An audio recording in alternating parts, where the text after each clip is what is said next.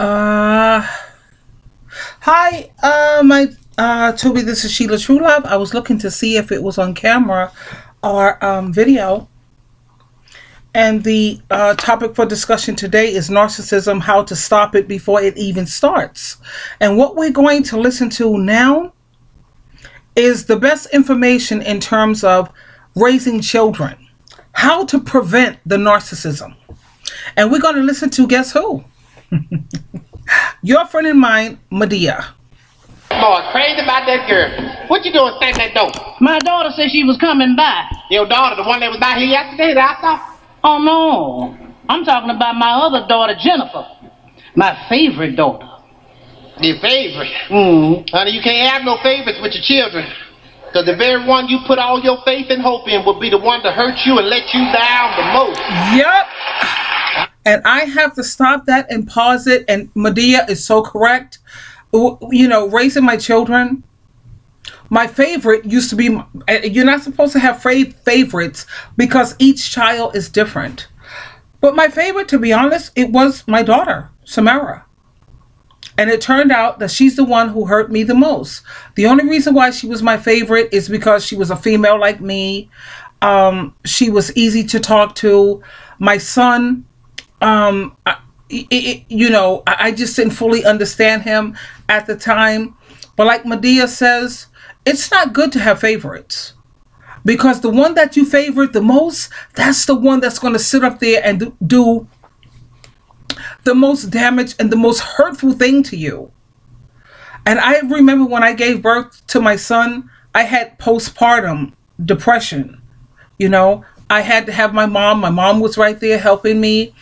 My mom, she was helping me with my daughter, you know, because it just whatever when it came to their dad.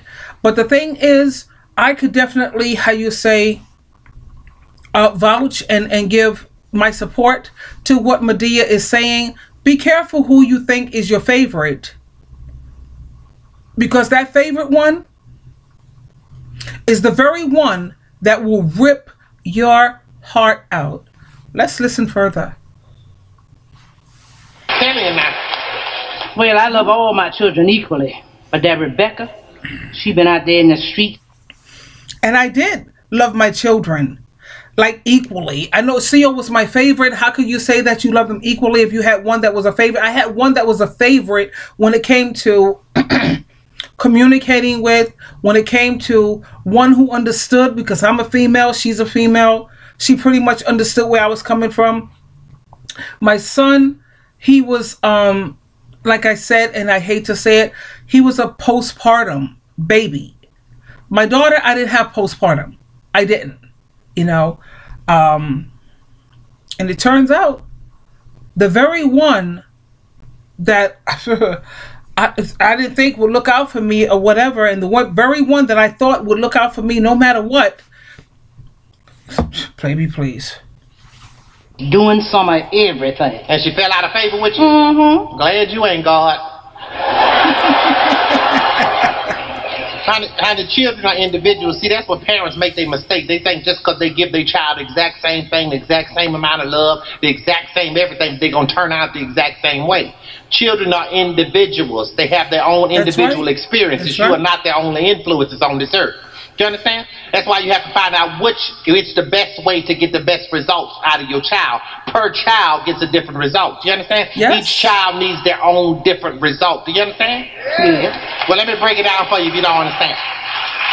One of your children may have just say, you know what, just sit there and don't move. That child will just sit there all day long and not move. Yep. The other child, you got to say, if you move, I'm going to break your neck, your knuckles, your finger, your throat, and choke your hair to death. But the child don't move. That's right. So both children didn't move. You got the results you wanted from both of them, but you had to go about it in different directions. Do you understand? And I could definitely relate to that, and I can identify with Medea, because with my son Louis, don't move. Just sit there and you're on a timeout. Don't move. He would sit there and don't move. When it came to my daughter, she would defy everything. If I said don't move, she would still move. She's the type that you would say, I will break your neck. I will have to hurt you. I would have to take a lamp and bust you upside your head. My son, you never had to do anything like that with him. But with her, she was very rebellious. She was very defiant. If you say, let's say, for instance, let me give you an example. Let's say you see a red car. That's a red car. She would say, that's not red. That's maroon. Okay, this color is black. It's not black. It's dark brown. Everything that you tell her, she wants to defy it. But like Medea said, there are some children that you can reason with, and then there's others you can't. My daughter, she was the type that you could not reason with. You had to rule her like my mom told me. Because my mom, she had spent time with both my children. She said, let me tell you something, Sheila. With your daughter, you're going to have to rule her with an iron fist. Because my mom even saw that she was very rebellious. She had a very defiant nature. Whereas my son, he's someone you can reason with. You know, like I will sit there and say, look, you know what? If you're not going to listen to me, then I can't be your mommy anymore. I can't be your mom anymore if you're going to defy everything that I have to say. My son, he would take that to heart and he would listen. My daughter, she didn't care. She was rambunctious. She gave me such a hard way to go. My daughter, trust me when I tell you, that girl gave me PTSD with the things that she has put me through. She wants to sit around here and tell people what I put her through, but she never takes accountability. Let's use that word accountability for what she put me through. And I could go into details, but let's listen to Medea. That's all I'm saying. Children are individuals. That's why you have to be careful who you sleep with. Being had a baby with somebody you ain't met their whole family and your child is crazy as hell like that cousin they've been trying to hide. A lot of parents love their children, but they don't like them. Yeah. That's all right. That's where I am with my daughter. I love her because I'm a parent, what have you, but I don't like her. I don't like her, not even one iota of a little bit. Because she has the spirit of her dad. Let me tell you about her dad. Her dad was one who was able to make babies and walk off and leave the family. He didn't care whether she was eating, whether she was clothed, whether she was in a hospital, whether she was okay. He did not care. And let me quote him as he said, and this is what peeves me off. He said, I'm not giving up my life for these kids because guess what, Sheila? They're not going to give up their life for me. They're not.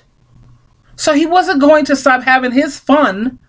He's a crackhead and a heroin addict now. At the same time, he's still happy. He's happy living that lifestyle, which is totally crazy to me. But he was able to walk away from his family. My daughter's the same way. She could just take her family, throw them to the wayside. She don't even bother to look back. She have the genes of her dad. Louis and I, we could never do nothing like that. How can you be happy knowing that you have your mother alive, your brother alive? Now keep in mind, we are God-fearing people. We are Christian people, so we're not crazy, not cray-cray. Now I had issues when it came to alcohol, I'm not going to lie. But the only reason why I didn't get the support that I needed was because the religious organization that I was associated with, they said you're not allowed to go to AA. You're not allowed because that's a part of Babylon the Great. Okay? But the moment I said, you know what? I have to reevaluate that, you know? And when I started going to AA and I got the support, I still felt guilt. So I kept falling off because I had this guilt with what this organization kept telling me. You're not allowed to do this. You're not allowed to do that. And if you're a person who's struggling with drugs or what have you, this organization is a cult. They said you're not allowed to go to NA. You're not allowed to go to AA. So I was like, I went through so much with this organization. if I could show you some of the videos, and I will tell you some of the videos that you need to watch so you can see what I have been going through. It's crazy. You're not allowed to get any support or help. God knows that organization don't offer any help. The only thing they cared about was you knocking at doors, recruiting as many people as you can so that they can get more and more donations. That's all they cared about. They didn't care about your well-being. They didn't care whether you was battling this or struggling with that. They really didn't care. They told you that you were not allowed to go to AA. You're not allowed to go to NA because that's a part of Babylon the Great. And what is Babylon the Great to them? The empire of false religion. So if you were to tell any of them, you know, I'm having difficulties with the alcohol thing, and you know, I'm like a problem drinker or whatever, and I'm thinking about going to AA, they would shun you faster than you could blink your eye. They would cut you off. They don't want to have nothing to do with you. At the same time, they don't do anything, nothing to try to help you or support you. This organization don't have no AA or no NA or no fellowship. They don't have anything except for let's knock at doors and let's go recruit. I'm going to do a part 2 with Medea's advice because it makes a lot of sense. This is 11 minutes and I don't want to blow it. So I'm going to cut this short just to make sure that it takes, and we'll talk again. Bye.